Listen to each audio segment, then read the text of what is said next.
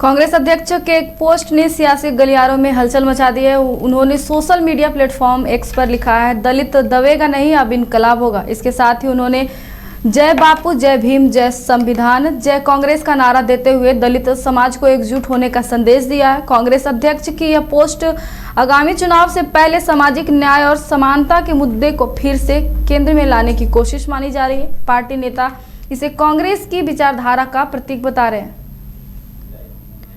इससे बातचीत करने के लिए हमारे साथ रंजन जी जुड़ चुके हैं। रंजन जी, कांग्रेस अध्यक्ष के पोस्ट ने सियासी पारा चढ़ा दिया, दलित दबेगा नहीं का वह जिक्र कर रहे हैं। दलितों को आखिर कौन दबा रहा है? चुनावी माहौल में इसके क्या मायने हैं? देखिए, राजेश राम के इस ट्वीट से बिहार का जो सियासी तापमान है वो बहुत बढ़ गया है। अब चर्चा ये हो रही है कि क्या महागठबंधन में सब कुछ ठीक है, क्या महागठबंधन में महाभारत चल रहा है? ये दो सवाल हैं।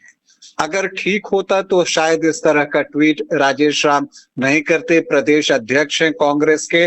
और एक और खास बात ये है कि इनको आला कमान के बहुत क्लोज माना जाता है, राहुल गांधी के नजदीकी माने जाते हैं राजेश राम। लेकिन जो बातें सुनने में आ रही हैं कि राजेश राम कुटुंबा से विधानसभा का चुनाव लड़ते हैं, जो 48 प्रत्याशियों की एक सूची जो है कांग्रेस की तरफ से जारी की गई है, उसमें भी राजेश राम का नाम जो है वो कुटुंबा से देखा जा सकता है। लेकिन चर्चा ये हो रही है कि वहां आरजेडी जो है अपना प्रत्याशी दे सकता है। सुरेश पासवान को जो है कुटुंबा से टिकट देने की चर्चा हो रही है। और अगर ऐसा होता है तो जैसा कि कई सीटों पर अब तक हो चुका है, डबल डिजिट में ये चीजें पहुंच गई हैं, जहां फ्रेंडली फाइट की बात देखने को मिल सकती है महागठबंधन के दलों के बीच में।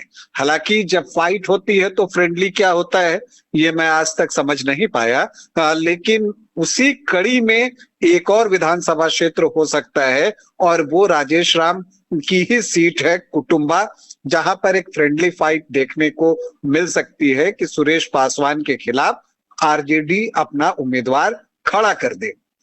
तो इसीलिए मुझे लगता है कि राजेश राम को ये बात जो है बिल्कुल रास नहीं आई है। और फिर उन्होंने जो है ये चीजें कही हैं कि दलित दबेगा नहीं, झुकेगा नहीं, अब इनकलाब होगा।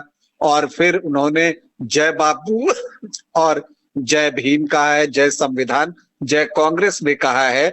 तो इसका मतलब ये है जो इस विधानसभा चुनाव के पहले निकाला जा रहा है कि महागठबंधन में जो घटक दल हैं उनके बीच सारी चीजें जो है वो सामान्य नहीं है।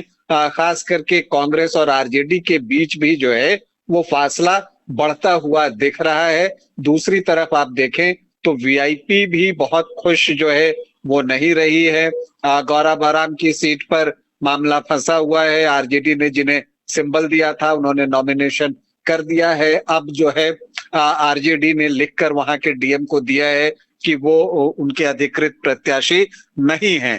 लेकिन अब वो अधिकृत न भी हो तो वो वहां से चुनाव तो निर्दलीय लड़ ही सकते हैं क्योंकि उन्होंने नॉमिनेशन कर दिया है। तो इस तरह की परिस्थिति कई विधानसभा क्षेत्रों में देखने को मिल रही है। कहलगांव की सीट है, वहां पर आरजेडी ने रजनीश यादव को टिकट दे दिया है, तो कांग्रेस से प्रवीण कुशवाहा है, तो वहां एक सीट फंस रही है। लालगंज की सीट फंस रही है। तो कई ऐसी सीटें हैं जहां कांग्रेस ने अपना प्रत्याशी दिया है लेकिन आरजेडी भी अपना उम्मीदवार उतार रहा है। और उसी कड़ी में कुटुंबा में भी जो है एक फ्रेंडली फाइट की बात चल रही है।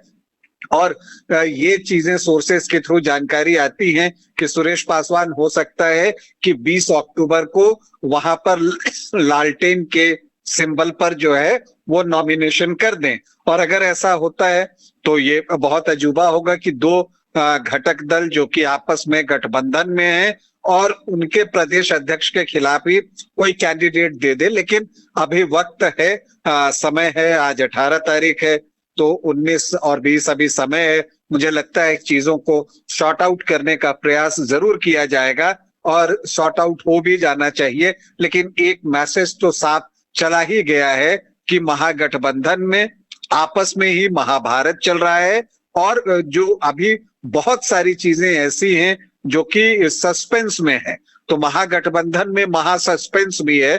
ये चीजें भी दिख रही हैं चुनाव के पहले महागठबंधन की तरफ से जो ये सारी चीजें सामने आ रही हैं, उससे जो उनके समर्थक हैं वो भी थोड़े कंफ्यूज होते हुए दिख रहे हैं। और अब एनडीए के नेता इस पर जो है वो हमलावर भी हैं महागठबंधन पर कि उनकी तरफ से सारी चीजें सॉर्ट आउट नहीं हो पा रही हैं। तो देखना है चीजें आगे किस तरह से बढ़ती हैं। लेकिन राजेश राम के इस ट्वीट ने दलित दबेगा नहीं, झुकेगा नहीं, अब इनकलाब होगा, उसने जो राज्य का सियासी पारा है उसको जरूर हाई कर दिया है।